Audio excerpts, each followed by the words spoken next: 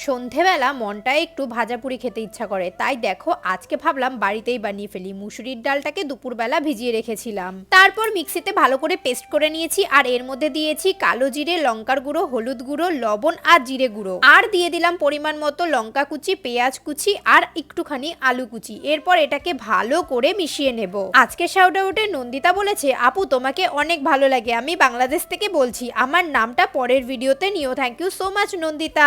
মেশানো কিন্তু হয়ে গেছে। এরপর কড়াইতে পরিমাণ মতো তেল দিয়ে বড়াগুলোকে ভেজে নিলাম। মাম্পি খাতুন বলে একজন বলেছে, দিদি আমি তোমার কাশ্মীরে যাওয়ার সব ভিডিও দেখেছি। Thank you so much Mampi.